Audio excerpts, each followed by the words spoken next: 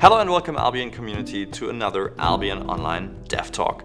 Today it's finally time to share our plans for what's coming next to Albion Online. What are our plans beyond the Queen update? Well, with the Queen update we brought a revolution to Albion's outline gameplay, really reshaping the way large-scale gameplay is happening in Albion Online. But we didn't have time for another super important aspect, and that is solo and small group gameplay. And this is what we'll be focusing on next.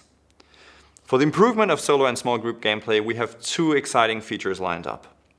The first one is the Roads of Avalon.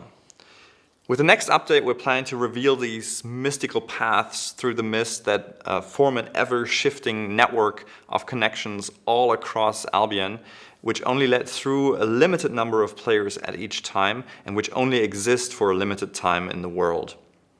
In this way, the roads open up a vast number of opportunities for small-scale gameplay. As a solo player, you'll be able to explore these paths, you'll be able to find valuable treasure and activities along the way, you'll be able to use them for transportation, and you'll be able to share them with your guild for them to use. You can even use the roads to go directly from the Royal Continent deep into the Outlands, avoiding ganking at city portals altogether. Small groups will also find access to these roads, and even small guilds will be able to use these roads to find remote places to settle away from the hustle and bustle of the Outlands, and founding a sort of unique play style by living in the mists and having to find their way out of them every single day. Also in this update, we're going to introduce an entirely new type of solo dungeon, focused on players who enjoy PvE with the risk of PvP. These solo corrupted dungeons will be non-linear dungeons, full of possessed mobs which have been taken over by a demon from Albion's Hell Dimension. The dungeon is actually possessed and alive, and it will swallow up the player, closing the entrance behind them, preventing other players from following them into it. To get out, however, the players will have to fight their way out, killing the demon's minions, killing the demon itself, until an exit opens. Those players looking to PvP will need to side with the demonic powers of this place and use the energies to transfer to a different corrupted dungeon, hunting the player who is stuck inside. This will lead to exciting 1 versus 1 battles and an entirely new combat meta, and it's something we're super excited about because it's already quite fun in the early playtest that we're having inside, especially because we're going to bring this feature to all ranges of Albion players. There's going to be a knockdown version for beginning players, as well as 2 different difficulty levels for medium and advanced players who enjoy full loot PvP. Apart from these 2 major features, there's going to be a variety of improvements that we're working on already that you'll hear more about soon. For combat in particular, we're planning to release a wave of balance adjustments to the current combat meta as the current season proceeds. We're also starting to plan our changes for the next guild season. The next season will focus on introducing incentives for attacking large guilds that hold a lot of territory that are quite valuable, causing these guilds to prioritize defense, and also adding incentives for these guilds to attack other powerful guilds rather than other weaker groups in the Outlands. We think these changes should lead to a more exciting and more competitive guild season, which is a good thing for all of Albion. And then for combat, of course, there's a whole new set of artifact weapons that we're working on, which will come with their own Destiny board specialization lines, giving in particular our veteran players something entirely new to aspire to. Beyond these combat-related changes, there are a number of adjustments coming for economic players. First off, we're revisiting resource changes introduced with the Queen update. In particular, we're looking at the spawn behavior and frequencies, and overall we're going to boost the amount of Tier 6, Tier 7 and Tier 8 resources found in the Outlands to make sure gatherers have a rewarding experience, find enough resources to be crafted into items to end up in your hands through the black market or through market trading. We're also fixing a number of issues with fishing in the new Outlands, and we'll finally get to rework and fix the seaweed economy for fishermen. For the crafters, we are revisiting a lot of craft times in the game, getting rid of some really long and frustrating craft times, and making craft times be based on the amount of resources actually used in the crafting process, so that time-based crafting buffs actually make a lot more sense. We're also revisiting a lot of focus costs, in particular artifact focus cost, which is off in many places due to a number of changes previously made to artifacts. And with these improvements coming, it should become much more viable to craft artifacts items with focus. Finally, for economic players, our ambition is to improve the variety of items available for underrepresented item slots, in particular bags. Apart from these game changes, there's also a number of usability improvements we're currently working on. These range from a new mail UI, which adds all sorts of features from searchability and bulk editing, to improved map modes, which allow you to view time zones and other important information at one glance, to reworking the build UI, so it's finally in the style of the Albion's new UI style.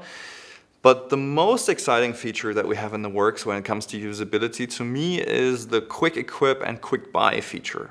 With this feature, you'll be able to save equipment sets, configurations, and then use these configurations at marketplaces and banks to either quick buy or quick equip an entire set of items in one go, saving you plenty of time when re-equipping or changing equipment in Albion. Now, taking a step back and looking at the bigger picture, things not immediately in development, but things that we have planned, we're going to take a look at the topics on the horizon. In particular, our focus is going to be on one big feature, which is the rework of the Royal Continent and the faction warfare system. We have a vision for faction warfare to become a core activity for players living on the Royal Continent. It should be a simple thing to get in as a beginning player, and it should be an exciting feature for veterans who prefer to play on the Royal Continent to continuously engage in.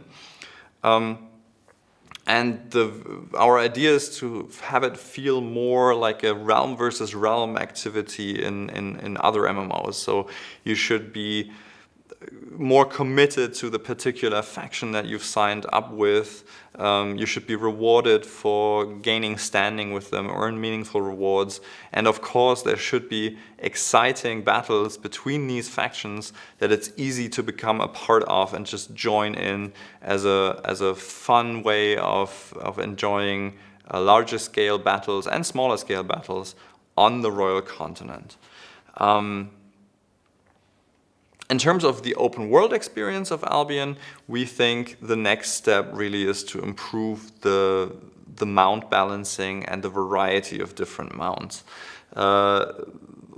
Who's mounted on what mount plays a huge role when it comes to being chased in PvP and the different activities, and this really deserves a closer look. So we're planning to revisit all mounts, decide which particular role a mount should fulfill, improve the balance between the different mounts, make sure that not only the fastest and most expensive mounts can escape in a PvP situation. And the key component is going to be that we plan to add active spells to each and every single mount type, so that you actually have a component of skill and something that really gives character to each particular mount category at the end of this rework. Finally, on the horizon, there are a number of things that don't have anything to do with the game itself, but with things surrounding the game. Now, key there is the work on the mobile version of Albion Online. We currently have a big rework of the mobile HUD and the controls in the making, and soon we'll be releasing this entirely newly layouted HUD and the joystick-based controls we've been building.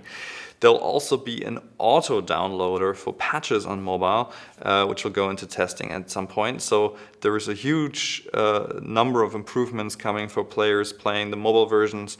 And of course, this takes us a big step closer to the actual release of Albion on the mobile platforms. However, we really want to take the time to give you a chance to test all of this and to listen to your feedback and to continue improving this version until we're really happy before we go into a proper release of the mobile version. That said, we can't wait for that moment where every player will be able to just pick up their phone and jump into their Albion character from their phone. Lastly, I should probably talk about some of the topics on last year's roadmap. If you check that post, you'll see that we achieved a lot of the goals we set out to do. But of course, some things remain unfinished, and we'll continue to work towards those. A good example of that is the better highlighting of PvP activities on the world map, guiding players to these activities, making sure that they know about them and that there is action whenever you go to one of these hotspots. We still believe that that's an achievable goal and something we should be working towards and will be working towards. Other features that you found on last year's roadmap have not disappeared, but instead have become part of the ideas that are going into shaping the features in this roadmap. So, for example, the gathering dungeons is an idea that is now included in the roads of Avalon. You'll be finding high-value resource spots within the roads that will feel really rewarding when you find them as a gatherer, and encourage you as a gatherer to explore this space as well. Now, the same sort of change can always happen with things we list on a roadmap. With things in development, you collect feedback, you see how something works out in practice, and you need to make adjustments to plans. So take everything we presented there today with a little bit of salt. That said, we're very confident in our features presented in this roadmap and really look forward to sharing more on them as development proceeds. Thank you very much for listening this long to our roadmap. We're very excited about turning our attention to solo and small-scale gameplay. It's something that a lot of you have been asking for, and therefore we're very excited to hear your thoughts and feedback on this roadmap release. Thank you very much.